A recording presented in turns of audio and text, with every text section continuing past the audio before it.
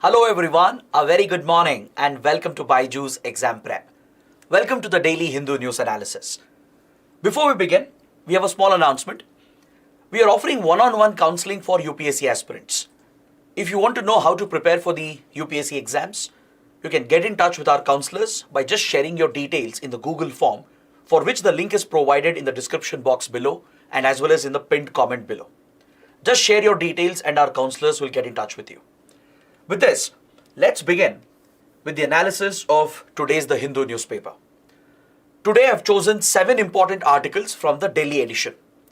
We have 3 articles for a detailed discussion largely from a mains point of view and 4 small articles that are relevant for the prelims exam. So before we begin, if you guys are liking these initiatives, do support us by pressing the like button and don't forget to subscribe to our channel. Also, join our Telegram channel as well, because after the session ends, we have a quiz on these articles which will help you revise these topics again. You can find the link for the Telegram channel also in the description box below. So let's start with the first topic. We'll look at this important editorial from page number 12. This editorial is dealing with the anti-defection law and the powers of the Speaker of the Legislative Assembly, or in the case of the Parliament, the power of the chairperson, the Speaker of the House, with regard to disqualification of members as per the provisions of the anti-defection law. So let's examine why the topic is in news. Let's understand what is the anti-defection law as well. And then we will talk about the powers of the Speaker with regard to disqualifying the members of the House. See, the context is related to the case in Maharashtra. 2 years ago, the Shiv Sena government, which was headed by Uddhav Thackeray, was brought down due to a defection within the party. A rebel faction rose up within the ruling Shiv Sena, and the faction headed by Eknath Shinde broke from the party and claimed to be the real Shiv Sena. Following this defection, the Eknath Shinde-led faction aligned with the BJP and they formed a new coalition government. So this case came up at the Supreme Court as well. It has become a major political controversy and has raised important constitutional questions as well.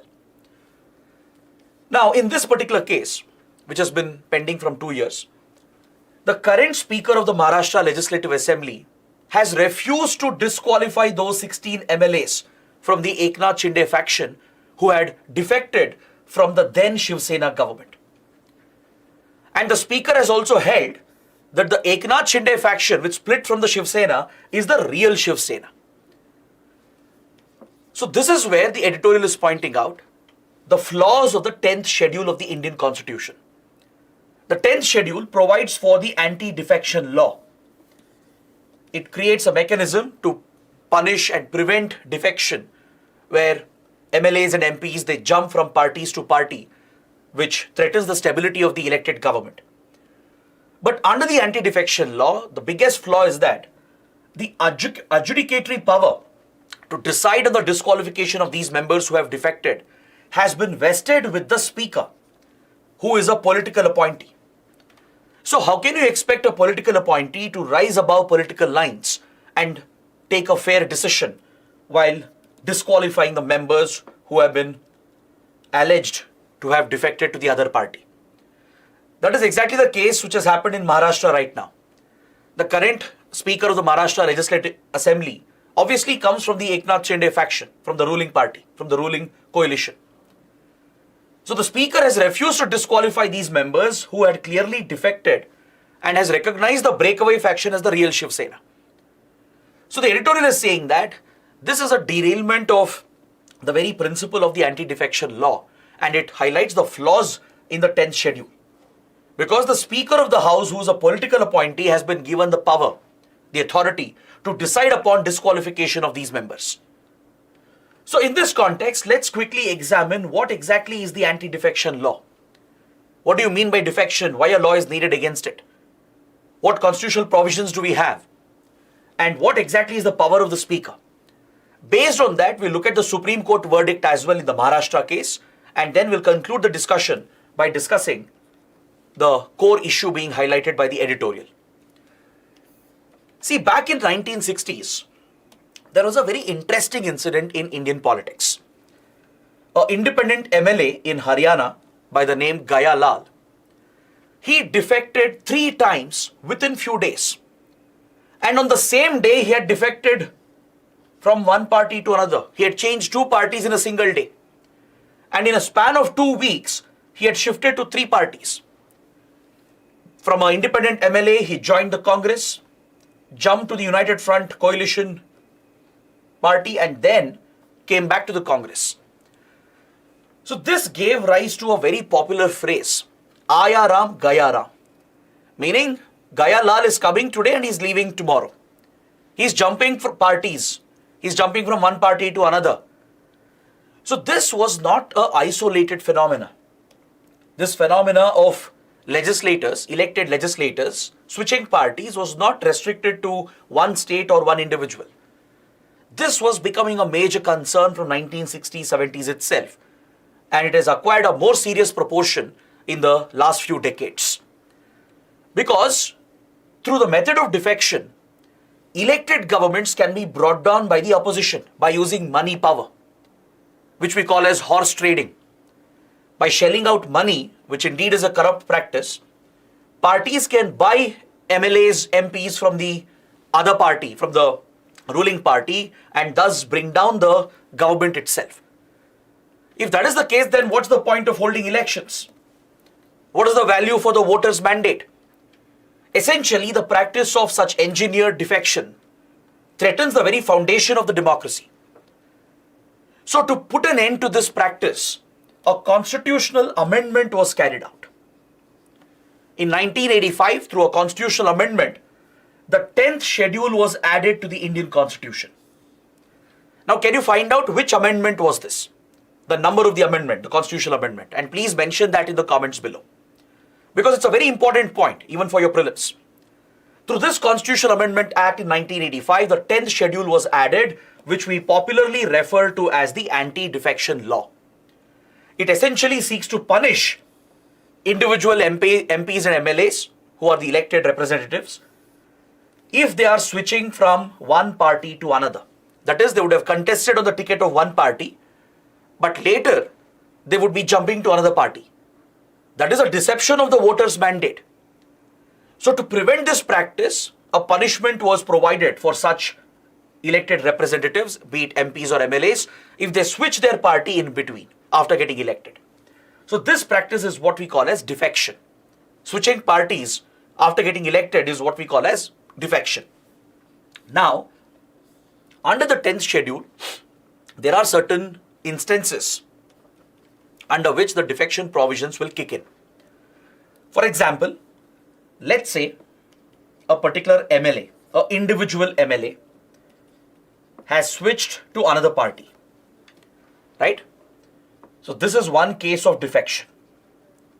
If an individual MLA or a MP, or just a few MLAs and MPs, if they are jumping to another party after getting elected on the ticket of another party, then this constitutes defection and the anti-defection law will kick into effect. Which means there will be a process through which these MLAs will be disqualified. That is the punishment. They'll be disqualified from the house for the rest of the tenure of the house. The other instance where defection kicks in is when the party whip is violated by the elected legislators. What is the party whip? See, the party will have a position called the whip. The whip of the party issues directives to the elected representatives and they are bound to follow the whip issued by the party.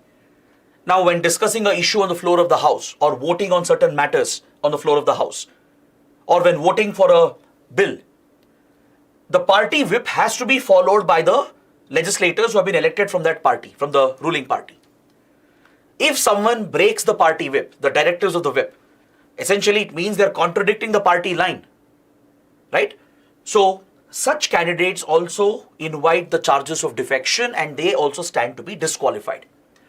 But however, if a group of MPs or MLAs if a certain minimum number of MLAs and MPs are defecting to another party, if it is above the minimum threshold, then the penalty of defection will not apply. There is a threshold set for that. Again, I want you guys to take this as an exercise. Please find out what is this minimum threshold.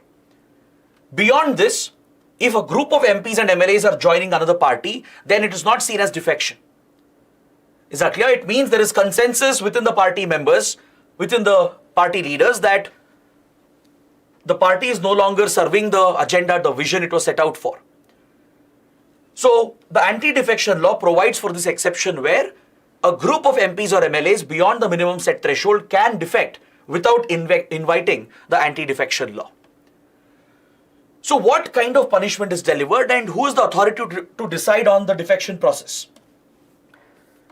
See, in the case of defection, when a member is voluntarily giving up the party membership, right? Or let's say there is a violation of the party whip, the punishment delivered here is the disqualification of that member. That MP or MLA stands to be disqualified from the house itself for the rest of the tenure of that house. This is supposed to act as a disincentive to prevent defection, and it was supposed to provide stability to governments. But unfortunately, that has not been the case, because the disqualification proceeding is entirely handled by the speaker. The anti-defection law entirely vests this authority with the Speaker of the House. In case of legislative assemblies, it's the Speaker. In case of the Lok Sabha, it would obviously be the Speaker of the Lok Sabha. So the Speaker is vested with the authority under the 10th schedule to decide upon the disqualification process. And the worst part is that the anti-defection law does not provide a time frame. There is no set time limit within which the Speaker has to decide upon the disqualification proceedings. So even when the stability of the government is under threat, the Speaker will hold on to the decision, right? And it could lead to political manipulations where the voters' mandate is undermined, and in an undemocratic manner, the defected members will join the other party, claim to have majority in front of the governor, and they will raise their stake to form the government, leading to the collapse of the ruling government. So this happens to be a major flaw with the anti-defection law. This issue has come up multiple times in front of the Supreme Court as well. The Supreme Court has advised that the Speaker should take a decision within a reasonable time frame, ideally within 3 months. But since it's not mandatory and there is no set prescribed time limit, the Speaker is free, it is his or her discretion to decide upon the disqualification process. In many instances, the Speaker has sat on the decision for months and years together. And the worst part is that those who defected, who joined the other party and now they have formed the government, they go on to become ministers as well, which clearly shows that there was a quid pro quo arrangement. That is, the other party had promised them that if you leave this party and join us, tomorrow when we form the next government, we'll give you a ministerial post, which is clearly a corrupt practice. It's a kickback. Apart from that, there would be an exchange of cash as well, which we call as horse trading. So such corrupt practices have blatantly continued, which undermines democracy and electoral mandate. And this is mainly because of the flaws that exist with the anti-defection law. Even though there is a constitutional provision, the flaws present within it, right? It essentially enables defection to continue. And that's why every year we see that such practices keep happening and the role of the Speaker especially comes into question. While ordering a floor test to prove majority on the floor of the House, or in deciding matters of disqualification under anti-defection law, the political neutrality of the Speaker definitely comes into question. As I told you, there is no time frame, no time limit set. The Speaker can sit on the decision, and this leads to the complete derailment of the anti-defection law itself. Is that clear? Now, let us see what the Supreme Court had said in the Maharashtra case. After the fall of the Uddhav Thackeray government, the Eknath Shinde faction, which had broken away from the Shiv Sena, claimed to be the real Shiv Sena and formed a coalition with the BJP. They staked their claim to form the government. Governor invited them. As they could easily prove majority, they went on to form the state government as well. But the matter, of course, had been taken up at the Supreme Court. The Uddhav Thackeray faction had approached the Supreme Court, and last year a final verdict was delivered. The Supreme Court clearly observed that the governor was wrong in asking the then Chief Minister, Uddhav Thackeray, to undergo a floor test following the defection of a number of MLAs from his party. This was blatantly incorrect as there was a clear case of defection. The Supreme Court also said the Speaker was wrong. The Speaker was wrong in recognizing the Shinde's faction and the appointee of the Shinde faction as the party's whip. These two were clearly pointed out by the Supreme Court in its verdict last year. Now, the Speaker, the current Speaker, has bypassed this observation of the Supreme Court bench. It was a constitution bench, by the way. And the Speaker has exercised his discretion to decide that these MLAs who defected, they need not be disqualified, meaning they don't qualify for defection under the anti-defection law. So this is not the first time this is happening. This has happened repeatedly across multiple states. Such defection disputes are obviously decided by the Speaker. It's entirely in the hands of the Speaker. But we can't expect the Speaker to be politically neutral, as the Speaker is obviously a political appointee. So that is why the editorial is suggesting a way forward. The way forward would be to allow disqualification matters to be decided by an independent authority. Instead of the Speaker of the House deciding the matters of disqualification, how about having an independent authority which is not aligned with any party or ruling government or with the center? How about having an independent commission to decide upon such disqualification matters to ensure that political considerations do not overshadow the disqualification proceedings? So this is the suggestion being provided by the editorial, and it highlights the current flaws that exist with the anti-defection law. So you can definitely expect some prelims questions as well here related to the factual points connected with the anti-defection law, or you can expect a mains question as well, asking where UPSC might ask you to analyze the anti-defection law and the shortcomings of the anti-defection law. So with this, I would like to move on to the next article. We'll look at this article from page number 10. On page number 10 of the daily edition, there's a very interesting article that is connected with social justice and also with internal security. Let me tell you what the article is dealing with, and then we will look at the explanation. This article is highlighting the large-scale displacement of people in Odisha, which was caused by the Hirakud Dam project. I'm sure since your school days you would have heard about the Hirakud Dam, one of the first major dams to be built in India. Even today, it's of great significance in Odisha, right? So this dam project, which was executed decades ago, still remains in news and still remains in a controversy, because the people who were displaced, who lost their land because of this large project, they still haven't been adequately compensated. They still haven't been rehabilitated.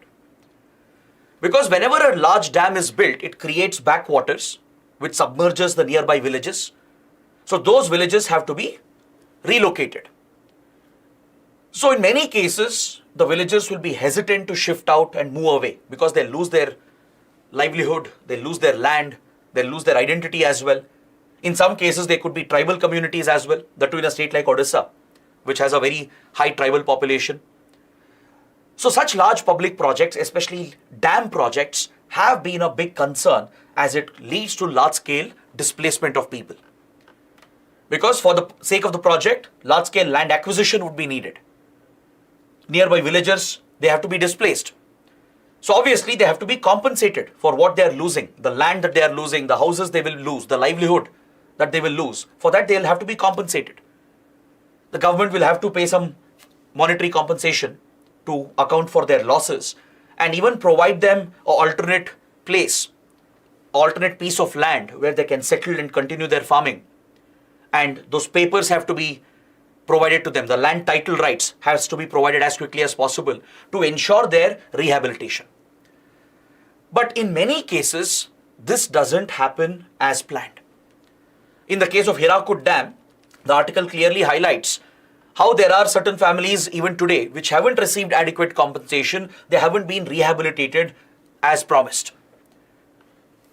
So the article is referring to these legacy land displacement, land acquisition issues, and how few people are receiving their land title now, which is almost 60, 70 years later. They are getting their property papers, the land pattas, and the registrations are happening now in some cases. So you can imagine the prolonged delay, the misery, the suffering that has been caused to the people.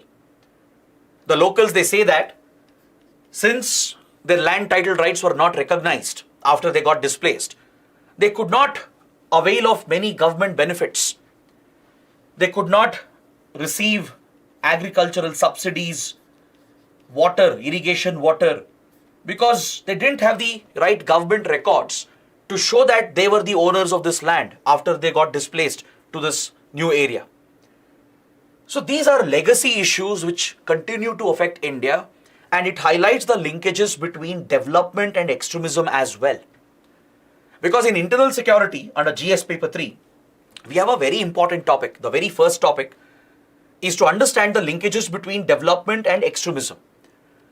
That is, how the lack of development in a region can drive extremism, and vice versa, how we can counter extremism by providing for better development. Now, if you look at the Odisha belt, the major act of extremism which is prevalent here is Naxalism, that is left-wing extremism. Correct? In a state with a predominantly tribal population, such developmental issues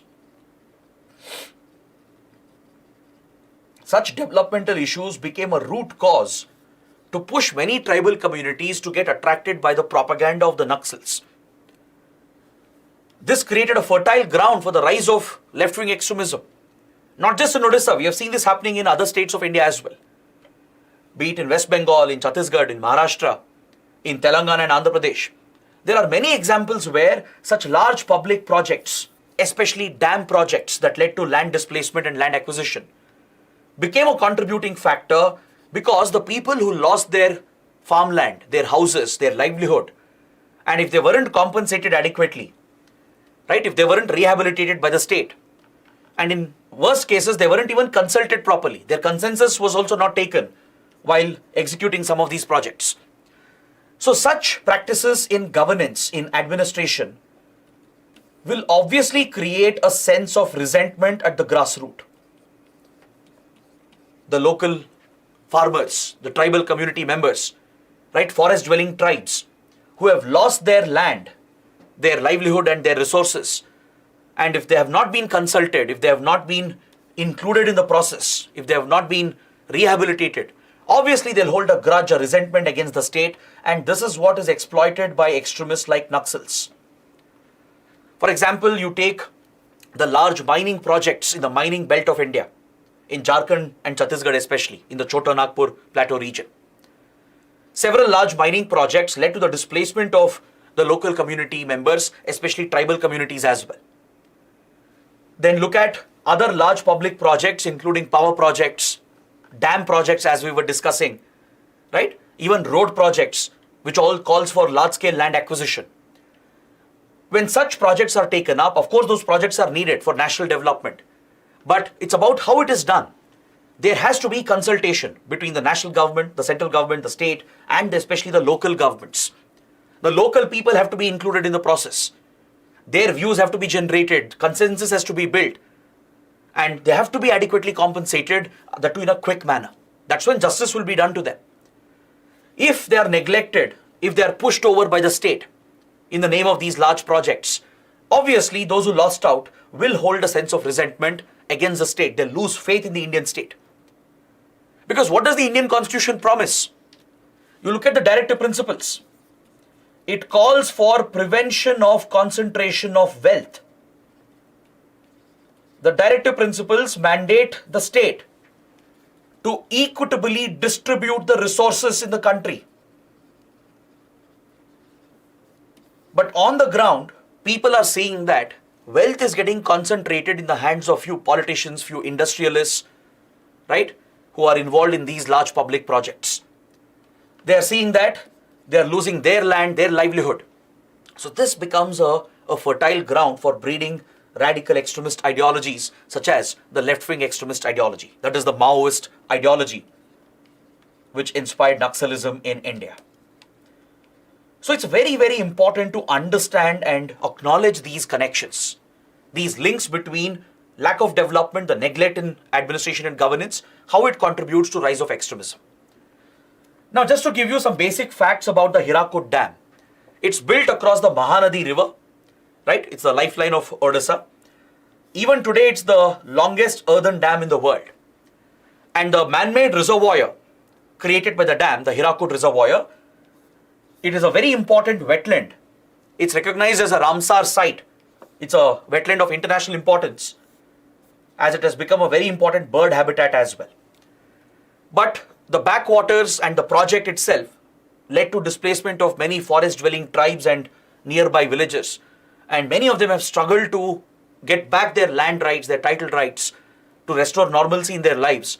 And the lack of focus on this issue by the government at all the three levels, at the center, state, and at the local level, has definitely led to more backwardness in the region, right? And it is factors such as these which can drive extremist ideas and aid the ideology of the extremists. Now, just to substantiate my argument, let me show you a very important piece of data. This is data about large developmental projects in India that were executed between 1950s and 1990s. In these 4 decades, which was crucial for India's initial growth, many large public projects were taken up. Of course, they were needed. Large dam projects, hydropower projects, mining projects, industrial projects. They were all essential to build up the country's economy, to create the backbone, the foundation of the Indian economy. But the manner in which they were done led to large-scale displacement, that too of tribal community members. Just look at the data here. Irrigation and dam projects contributed to the largest displacement of people in the country. And many of them who were displaced were tribal community members. Some of them were forest-dwelling tribes for whom there is no other livelihood option apart from relying on their forest resources. So if such large projects displaced them and they weren't even consulted or consensus wasn't built and they weren't even compensated or rehabilitated properly, right? Obviously that creates a sense of resentment that is exploited by extremists such as Maoists. Similarly, large industrial projects and mining projects, be it public sector enterprises or private mining corporations, their mining projects and industrial projects in the mineral corridor of India has led to large-scale displacement over the decades. Then even the establishment of protected areas for environmental purposes. Following the Wildlife Protection Act of 1972, we started setting up national parks, wildlife sanctuaries, tiger reserves, etc. with a protected status. The intention of the government was to provide for environment conservation, biodiversity protection, to conserve the threatened species in the country. The intention was good, the intention was right. But these laws, which would be enforced, would lead to displacement of the forest-dwelling tribes. And again, it's about building consensus. Because in these protected areas, as per the law, the human activities will be prohibited. Even if there are tribal villages, they'll have to be evicted and moved outside towards the buffer zone or the transition zone. The core area of the habitat has to be cleared of any human habitation and activity to protect the ecosystem. While the design is right, while the intention is right, the problem is these tribal communities, traditional forest dwellers, they lose their land, they lose their access to forest resources, they lose their cultural identity as well. And when this is seen as a forceful implementation without their consensus and consultation, it creates and breeds resentment that drives the agenda of the extremists. So the establishment of national parks, wildlife sanctuaries also led to displacement in the country. So such developmental projects, even though they were necessary for the economic growth of the nation, right, would end up adversely harming several backward communities in India. the rural communities, the forest-dwelling tribes, farmers, peasants, right? They would be primarily affected, which created the base for the rise of Maoism or left-wing extremism in the country. The other important issue which has contributed is the land-related issue.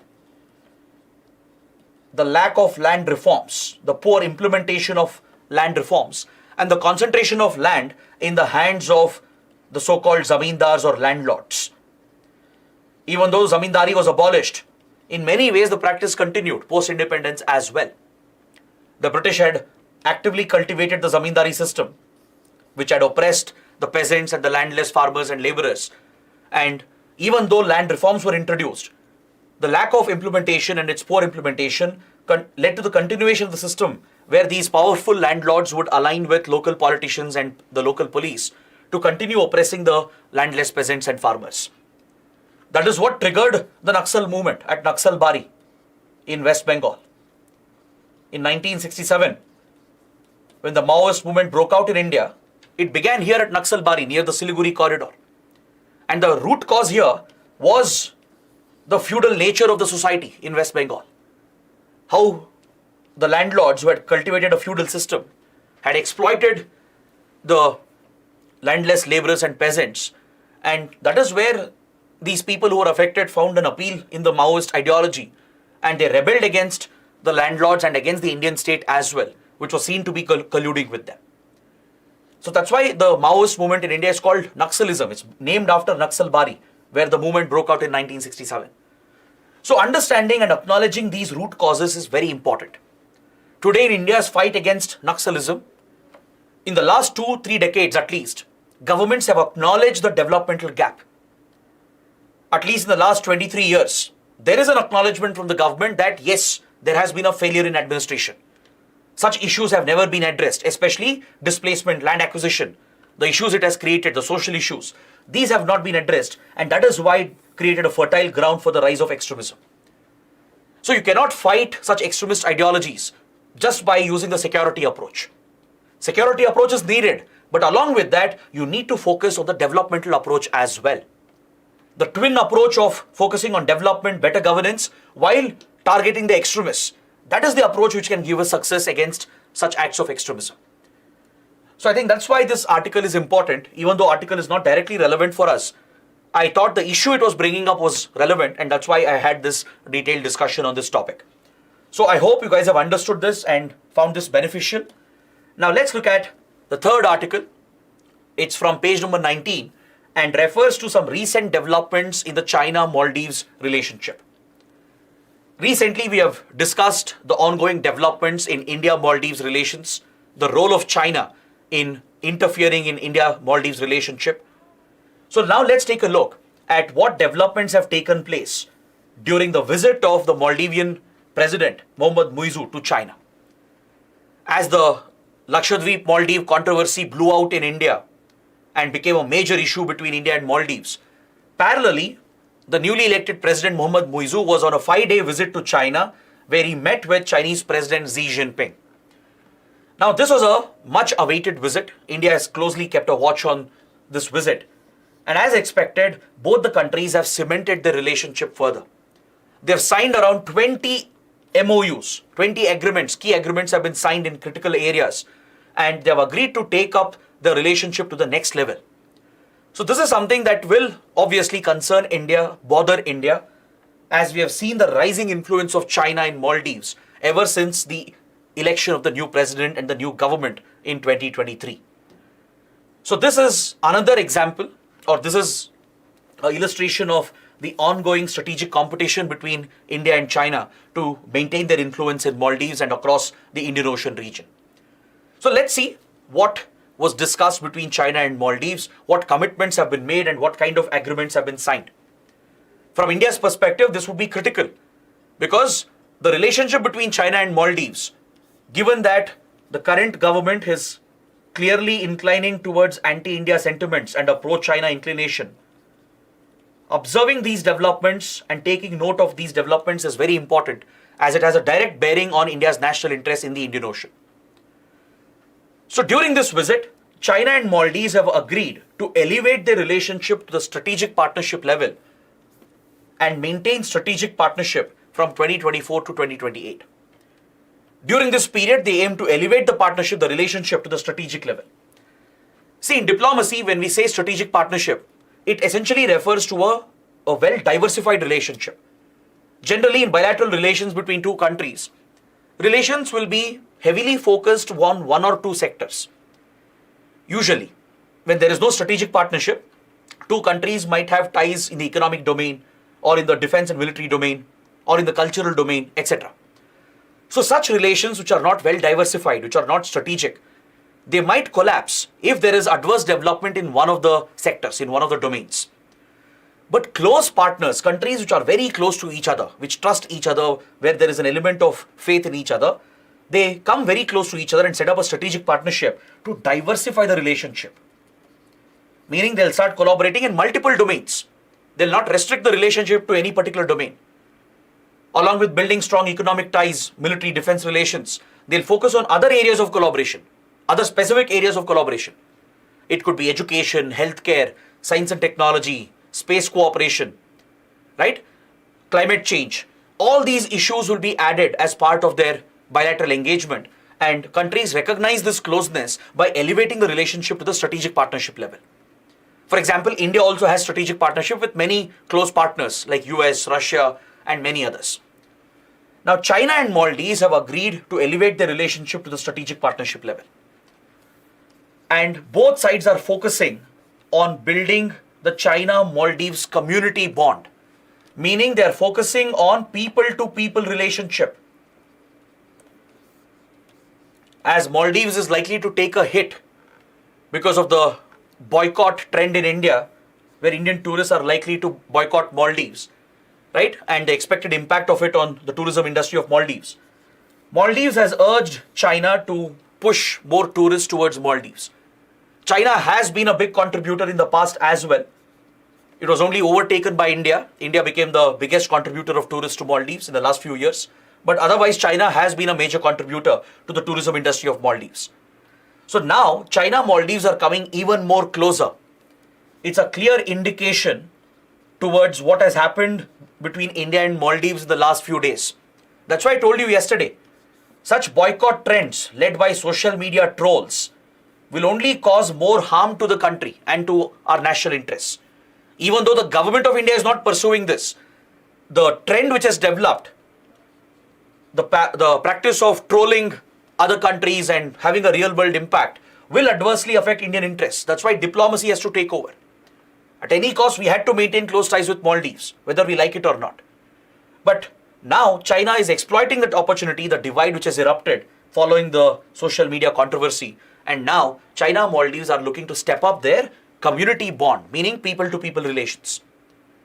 Maldivian president has urged China to contribute more tourists to back and support the Maldivian economy. If that is the case, Maldives will have no kind of dependency on India. It won't be heavily dependent on Indian tourists alone. Because there are other countries as well which contribute, which are the source for the tourist industry in Maldives. From Russia, from Western countries, right? There's already a huge crowd headed towards Maldives. And along with China, the tourist industry of Maldives will still sustain even without a substantial number of Indian tourists. So this eventually becomes a disadvantage for India because we lose our leverage, right? So this is something that would concern India. India would keep this in mind. And both sides have agreed to accelerate the Belt and Road Initiative projects. China's ambitious Belt and Road Initiative, right? Especially the Maritime Silk Route, the 21st Century Maritime Silk Route project, which is part of China's Belt and Road Initiative, is being actively pursued in Maldives. Maldives has leased few islands to China. China is building port and airport facilities. And China is looking to step up its connectivity with Maldives. So this means better economic presence of China in the Indian Ocean. It would also mean increased Chinese military presence near Maldives and in the Indian Ocean, which could be a strategic threat to India, a major security threat to India. Next, Maldives has agreed to be a part of China's global security initiative. Recently, Sri Lanka also agreed to join the global security initiative launched by China. Now, another Indian Ocean neighbor of India, that is Maldives, also has agreed to join and support the Global Security Initiative of China. Now, what is this Global Security Initiative? Please pay attention to this. It's a very important topic. The Global Security Initiative was one of the recent initiatives launched by the Chinese Communist Party under the leadership of Xi Jinping. The president of China, who's also the general secretary of the Communist Party, recently unveiled a new vision to create a new world order. See, currently the global order, which is led by institutions like the UN, is largely seen as Western dominated. Correct? The global institutions that you have, the international laws, conventions, the rules-based order which has been created, it's largely under the UN and other institutions, all of which are largely dominated by Western countries, particularly the United States. Now, obviously, China has an issue with this. China has been challenging the global order dominated by the West, and it wants to reset this order. It wants to build a new global order which is free from Western interference and Western influence. So, as part of this vision, Xi Jinping has launched few new initiatives. One of them is the Global Security Initiative. It is based on the principle of indivisible security. Indivisible security means that the security of no country can be ensured if one is wishing the bad for another country. That is, if one country is working against another, right, then you can never have global security, global peace and stability. That is the concept of indivisible security. Is that clear? Let me repeat this point. No country is secure if one country is acting against another. Global security, global peace and stability will not exist if countries are acting against each other. That is the concept of indivisible security. In fact, this principle is rooted in the UN Charter as well. You can find the principle and some of its commitments under the UN Charter as well, which is the Constitution of the United Nations. Essentially, under the principle of indivisible security, countries have to commit to not threaten the integrity, sovereignty of the other nation, to respect the integrity, sovereignty of the other country, to abide by the principles laid down under the Charter, the UN Charter, to peacefully coexist and resolve any dispute through dialogue, through negotiations, maintaining security in any possible manner, in traditional, non-traditional methods, maintaining security in every possible domain. These are some long-standing commitments under the principle of indivisible security. Now, China is refashioning this as its own initiative and promoting this as a new model for global governance. There's nothing new about it. The principle exists already, but China is refashioning it to suit the Asian context, to remove the Western influence, and it is setting up the GSI as a counter to the Western-dominated global order. Essentially, China opposes the kind of Western interference. For example, how Western countries selectively target few countries, how they impose economic sanctions against few, right? They've imposed economic sanctions against Iran, Russia, China itself. So China is against that. And Western countries have carried out military interventions in some countries in the name of protecting human rights or democracy. By using that as an excuse, Western countries have served their own geopolitical interests, their own selfish interests. So China wants to refashion a new world order by building up the principle of indivisible security, and it opposes all such Western interference. Essentially, through the Global Security Initiative, China is challenging the current global order and it wants to create a restructured new order, and hence it is trying to get support from other countries. It's wooing small developing countries, underdeveloped countries, and many of them are supporting China's initiative. Now, after Sri Lanka, Maldives has become the next country in our own neighborhood to back the Global Security Initiative. Apart from all this, they have signed around 20 important agreements covering several sectors and domains. For example, in blue economy, digital economy, disaster management and risk mitigation, news cooperation, etc. The official broadcasting agencies of China and Maldives, they have signed an agreement. China's official news broadcaster Xinhua has signed a deal with the national broadcaster of Maldives. So they'll collaborate in news in the news and media domain. Now this could be quite dangerous because media is a tool for propaganda, for fake news. And the collaboration could be of concern for India. Blue economy is the focus area for coastal countries today. This is the sustainable model of economic development being promoted by all coastal states. India was looking to help Maldives in the blue economy domain. Under our Sagar doctrine, right, we promise countries to assist them in their economic development, and we help countries in implementing the blue economy model. Under blue economy model, you don't overexploit the marine resources. You sustainably exploit the marine resources. And whatever benefits come from that exploitation, right, you channel the benefits towards developing the coastal communities. That is the essence of blue economy model, right? You sustainably exploit marine resources and channel the benefits towards development of the coastal areas. So India was ready to help Maldives, but now clearly China is replacing India in this domain. Same with digital economy, disaster management. India has been the key provider in all these areas for Maldives. Now China and Maldives are getting closer, and of course this marks a major concern for India. Is that clear? So with this, I bring my detailed discussion of all the big articles to an end. Now we can take a quick look at the smaller articles. Let's head towards the prelim section and look at the smaller articles. On page number 4, we have an article referring to the Atal Setu, which is all set to be inaugurated by Prime Minister Modi. Is that clear? So you should know, where is Atal Setu, where has it been built, and why is it significant? It's a very factual point, may not be too relevant for the exam, but still, at least for your state PCS exams, Atal Setu can be an important point, right? Or even in UPSC, you never know. So Atal Setu is all set to become the longest sea bridge of India. It will connect Mumbai with Navi Mumbai. It's a 22-kilometer sea bridge that passes over the Arabian Sea along the coastline of Mumbai, connecting the core area, the CBD, with the outskirts, with the suburbs, the Navi Mumbai region. Currently, if you take the land route, the distance I think is around 44 kilometers. And given the notorious traffic in Mumbai, it takes you more than 2 hours to reach from Mumbai to Navi Mumbai. Now this will be drastically cut.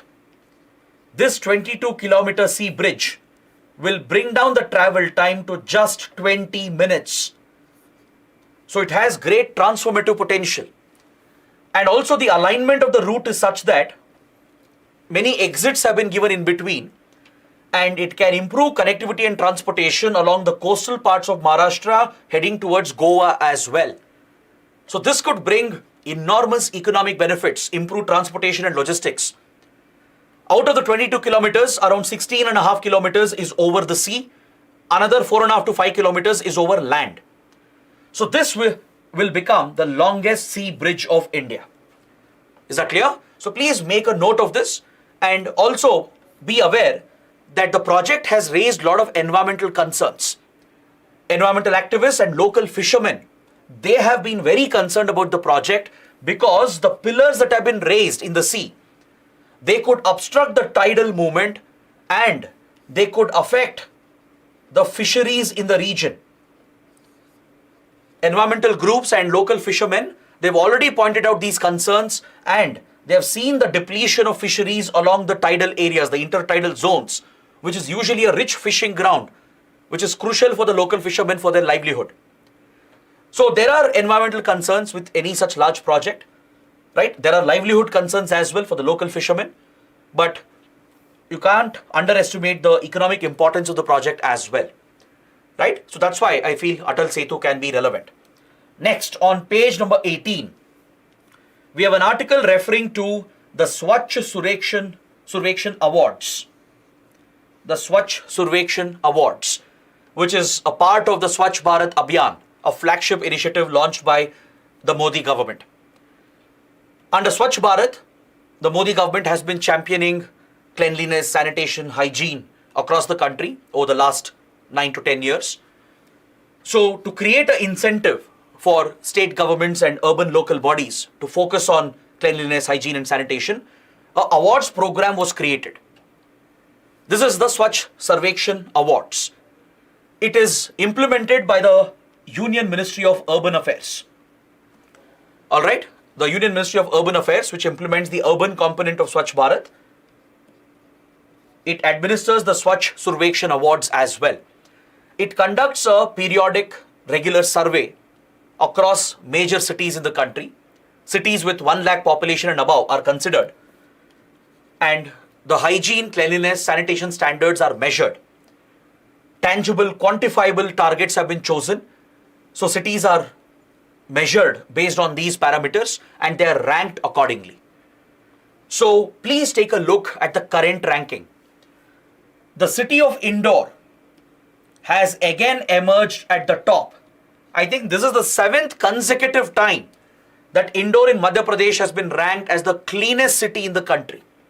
But this time it is sharing the position with Surat from Gujarat. The first position is shared between Indore and Surat.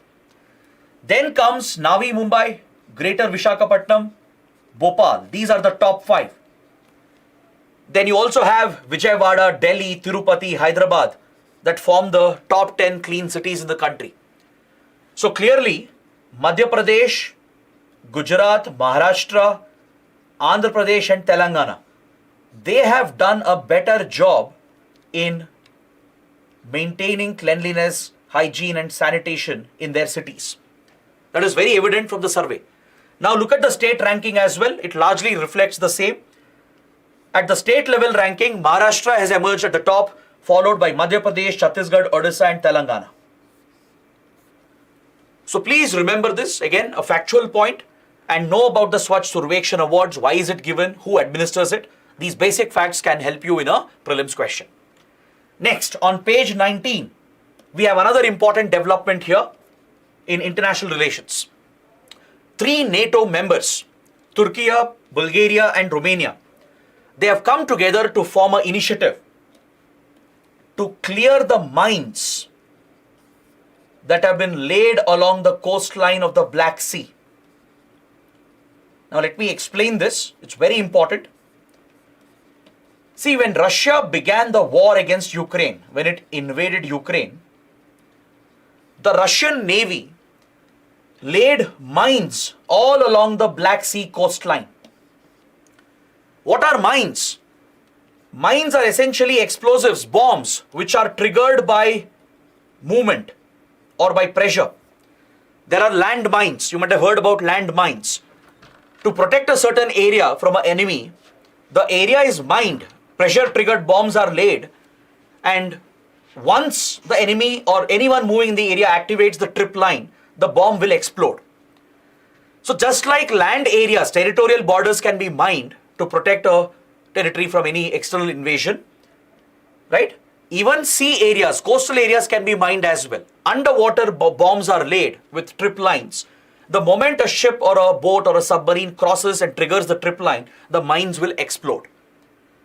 So the Russian Navy, it mined the entire coastline of Ukraine in the Black Sea to prevent Ukrainian Navy from venturing out and to prevent foreign navies from coming to the assistance of Ukraine. Now the problem is these mines can become very risky. They don't stay in the same place. See, in the case of land mines, in many cases, land mines are forgotten after many years. Now let's say, just for example, India and Pakistan have deep tensions, we have fought wars. So to protect some of the border areas, both sides would have laid land mines. But after many years and decades, they might have forgotten, neglected, ignored these old, outdated land mines, but they will still be active. There are many cases where civilians walk into it. They trip over the lines and trigger the bomb, leading to the explosion, which injures and kills civilians as well. Around the world, this is a major concern. The old left behind mines, both land mines and the coastal mines, the sea mines which are left behind, is a major risk factor. Now in the case of the Black Sea coastline, the mines which were laid by Russia, they have drifted away from Black Sea. They have reached the shoreline of Turkey, Romania and Bulgaria.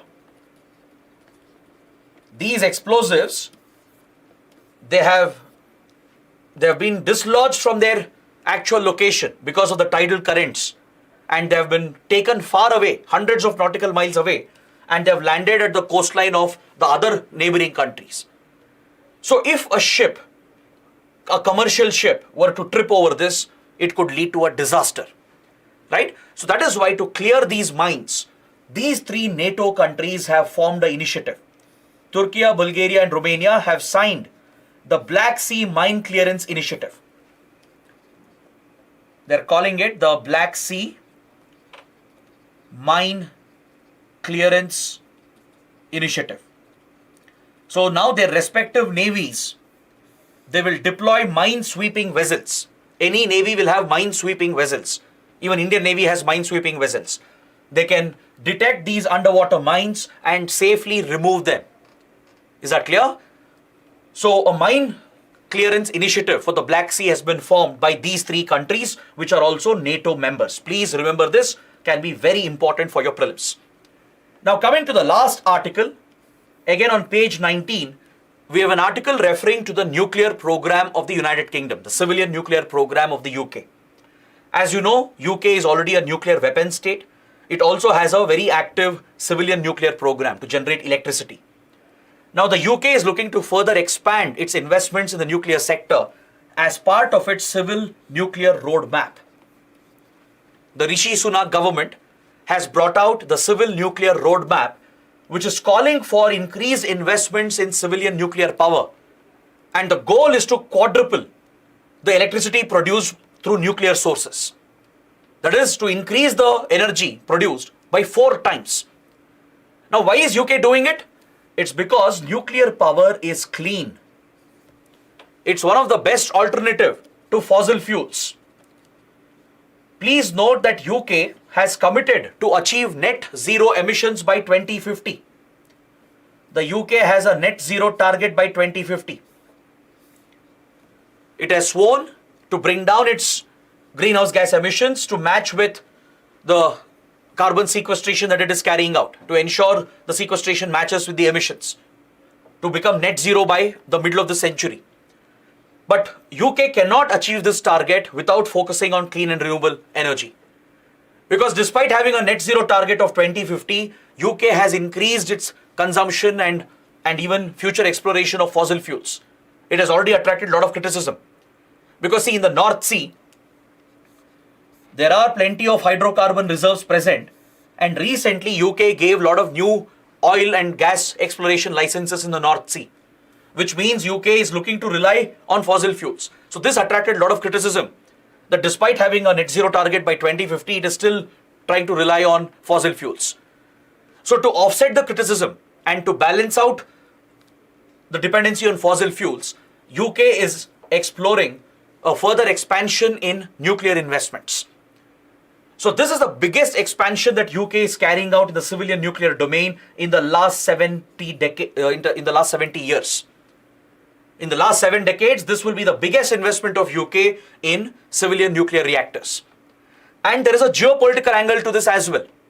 This is not just about economics and the environment. There is a geopolitical angle, because until now, all European countries were heavily dependent on Russian oil and gas. Now this was a big leverage for Russia, be it against Germany, against other West European countries, and even against the UK, right? Especially for their winter season, right? For heating purposes, for electricity. These European countries were heavily dependent on Russia. This was the biggest leverage Russia had against Western Europe. Now Western European countries are trying to reduce their dependency on Russian oil and gas. So this also explains why UK is scaling up its nuclear investments. It wants to quadruple the electricity produced through nuclear sources, because it will bring down emissions, help UK meet its net zero target by 2050, and parallelly reduce its dependency on Russia. So that's why I feel it's a very, very important development coming from the United Kingdom, because even India has similar plans to further expand the civilian nuclear sector. Is that clear? So on this note, I would like to bring the discussion to an end. Please take up these 2 questions for your mains answer writing practice. Write your answers and post them in the answer writing portal, for which the link is provided in the description box below. So I hope you guys have really liked and enjoyed the session. If you did, please let me know in the comments. Press the like button and do subscribe to the channel. That is it for today. Thanks for watching. Have a good day.